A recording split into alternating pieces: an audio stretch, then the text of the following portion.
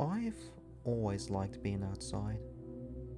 As a child, I'd rather be outside than in, no matter what the weather. Sun, rain, snow, wind, none of it fazed me. The older I got, the braver I'd become. I'd venture out into the forest in the middle of a storm. I'd swim against the waves on a windy day, or I'd go for long walks in the blazing sun. I liked the challenge of survival. School never seemed that important to me. Why bother staying inside when I could be outside? I felt like I learned more from nature than school could ever teach me. It wasn't surprising for my family when I opted out of college to travel the world. The most remote locations seemed to beckon me. I've slept in the rainforest, dived deep in the ocean, climbed countless mountains, and tried to take any opportunity offered to me. Unfortunately, my life of adventures seems like it's drawing to a close. I always thought when I died it would be somewhere incredible, like Mount Everest or Mariana's Trench. I never believed it would be in the boring old forests of Ontario, Canada. It was supposed to be a simple camping trip with a few of my oldest friends. I don't come home often, and when I do, it's a good opportunity for a few tame nights of camping in the forests I grew up in. This time should have been the same. I'll start at the beginning, because reminiscing about my life isn't going to help me. Nothing can help me now. Myself and 3 of my friends from high school had a 3-night camping trip planned. It started out fine. We hiked deep into the woods and set up our camp in a small clearing. We had been camping together before, so we all fell into the usual routine of setting up. I would make a fire, Dennis would set up the tent, Sarah would help Dennis, and Alan would take pictures and videos of the rest of us working. We stayed up late the first night, drinking as we caught up on each other's lives. Dennis and Sarah had finally set up a wedding date. I told tales of my latest adventures in Mongolia, and Alan talked about his latest hobby, rebuilding some old car engine. The stories became more exaggerated, and the laughter around the fire got louder as the evening wore on. The next thing I knew, I awoke in my tent. The harsh sun made it uncomfortably hot, and I sat up, pushing sweaty hair from my face. I swallowed. My mouth felt like it was full of sand, and groaned in response to my throbbing head. I must have drank way too much, because I couldn't remember leaving the fire last night. I dragged myself out of the tent, relieved that the fresh air was cooler outside, and breathed deeply. Our little campsite was silent, which meant everyone else would still be sleeping. Whoever woke up first usually made coffee, so I shook my aching head and decided to get started. That's when I first noticed something strange. It was quiet. but not the normal quiet you have in the forest. There were no natural sounds, no birds, no breeze, no small animals scurrying around. I looked around, beginning to feel a trickle of unease run through my body. The bottle of vodka we had overindulged in last evening was shattered beside the campfire, but other than that, things appeared fairly normal. Well, not quite. My tired eyes found Alan's tent, and it was open. "Al?" I called, my voice sounding harsh in the silence.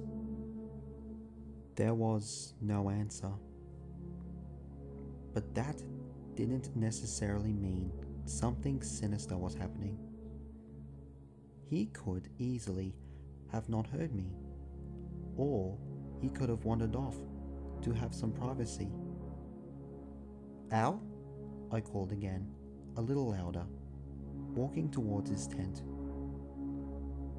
I heard somebody stir in Dennis and Sarah's tent, and carefully pulled back the flap of Alan's tent.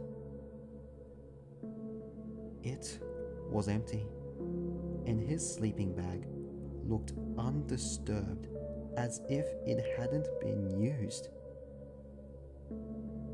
That was strange. Alan never made up his bed. "What are you doing?" I heard Sarah behind me, and I straightened as I turned. "Al isn't here," I said, feeling concerned. "I just woke up. His tent was open, but..." I trailed off, opening my hands slightly and shrugging. Sarah yawned, looking as awful as I felt. "He's probably off in the bush to, Dennis can go look." I nodded, watching Dennis climb from their tent, stretching and groaning. He didn't look good either. "What time is it?" he asked. I dug around my big sweater pocket for my phone, pulling it out. "Whoa, it's 4 in the afternoon." "What?" Sarah snatched my phone. "How is that possible?" "When did we go to bed?" I asked, looking between them. I don't know actually," Dennis said, looking at Sarah, who shrugged and handed me my phone. I felt myself frowning. "Do you remember going to bed?" "I don't." "No," Sarah said softly, and Dennis shook his head in agreement. My unease deepened to something much closer to fear. "Al?" I called loudly, spinning around. "Al?" "Hey," Dennis put his hand on my shoulder. "Calm down. I'm sure he's fine. You and Sarah stay here. Get the fire going and some coffee on. I'll go look for Alan." "Alone?" Sarah asked, and I knew she felt the same fear I did. "I'll be alright," Dennis smiled at us, but I could see the worry in his eyes. "I'll stay close." He left right away, not bothering to change out of his running shoes for sturdier hiking boots. He probably thought Alan was close. Sarah and I exchanged a long look, holding it until Dennis's footsteps faded from our ears, then started to clean up the broken glass and restart the fire. Time crawled by, and we sat quietly, our ears straining for any sounds from the surrounding trees. I noticed, but didn't mention, that the natural sounds of the forest still never returned. It remained silent, and the silence pounded against my ears. A branch snapped somewhere just behind the tree line, and Sarah and I leapt to our feet together. "Dennis!" she cried. Silence was the only answer, and she looked at me. The fear had grown inside of me, a tangible thing that felt like I had a tangerine lodged in my throat. Never had I ever felt that way. "Guys," I called, my voice timid against the silence of the trees. "Are you there?" There was no response, but I could feel something around. Sarah's hand reached for mine, her fingers icy as they gripped my own. I felt her tremble. "Something isn't right." Her voice was soft and scared. She was right. The trees seemed to be growing, closing in on us. They weren't, of course, but the pressing feeling of their presence was growing stronger. I could feel my body tingle as all the small hairs stood on end, a primal response to being threatened. I knew that somewhere, eyes were watching me, tracking me. "Should we leave?" I whispered, feeling like I needed to speak quietly, so as to not disturb or anger whatever was lurking around us. But Sarah's hand was clammy in mine. "Dennis and Alan." "I think we should get help." I swallowed hard, noticing the light fading from the sky. "Before it's dark, we should go. Shouldn't we go?" "I don't know if I can," Sarah whispered, and I looked over. She let herself crumble under her fear. "I'm so scared." "It's just a forest." I always had to be the brave one. "We walked here, and we can walk back. Come on, Sarah, get up." I can't." "Sarah!" I could see the light fading before me, the hope of getting out of here fading with it. "We have to go, now." Her knees drew up, her arms curling around them. "No."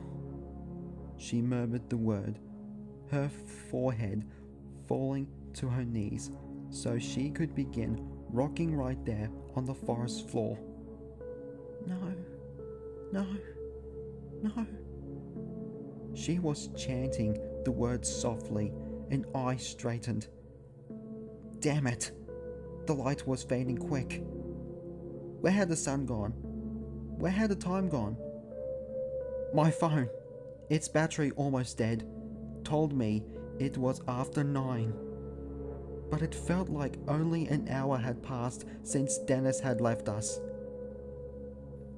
The growing darkness brought whatever it was closer too. I could feel it lingering, laying in wait, but for what I wasn't sure. Waiting for dark? Waiting for us to venture outside of the clearing? Sarah's chant was growing louder, crowding my mind, making it hard to think. "Sarah!" I snapped the word, kneeling down. "Stop it! We need to do something!" She just kept rocking, her chant getting louder. It didn't even sound like a word now, just a continuous yell. her rocking more erratic.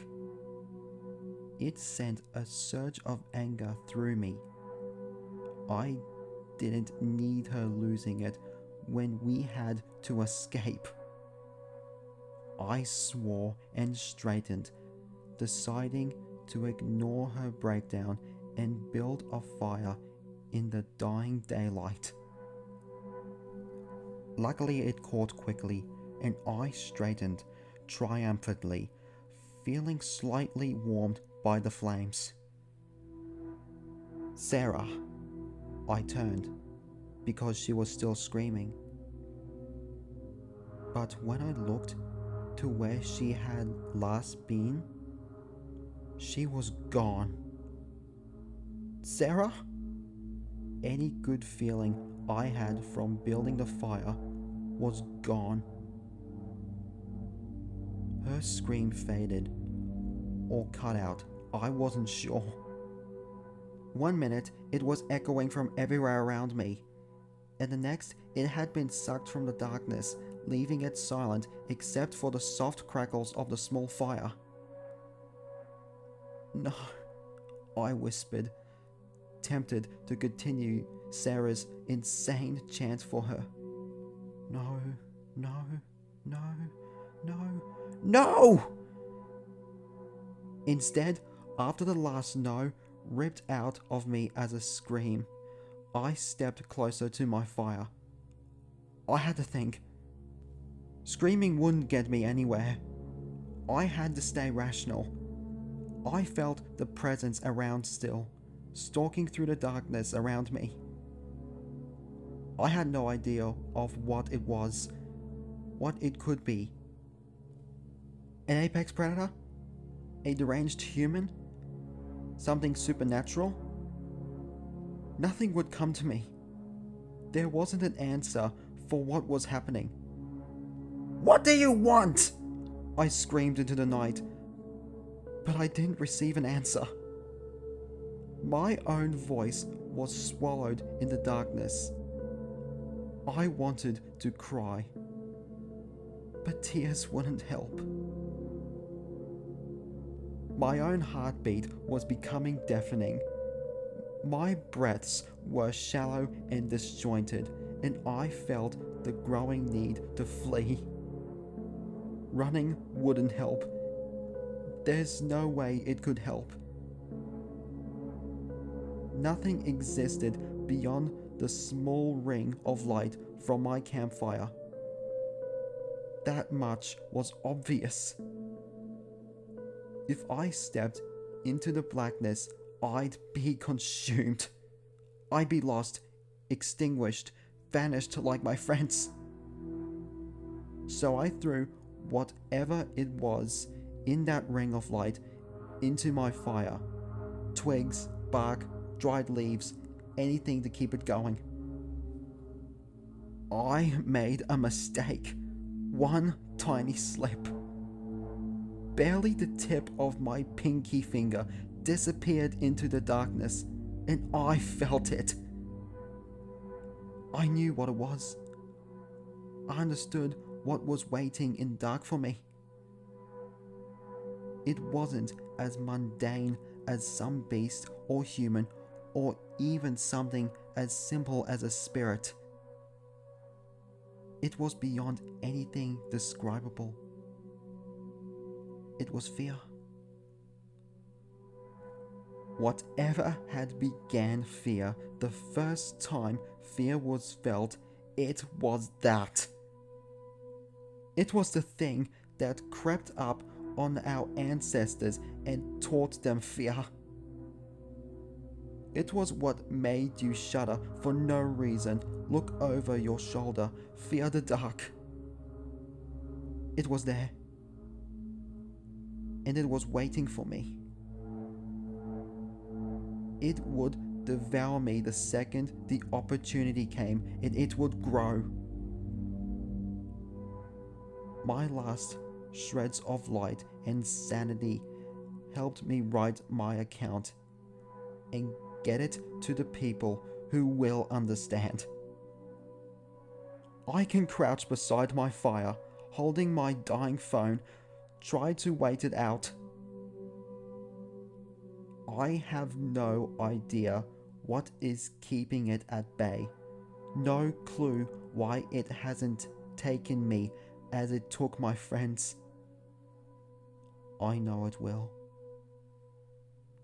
I know it won't stop until it does.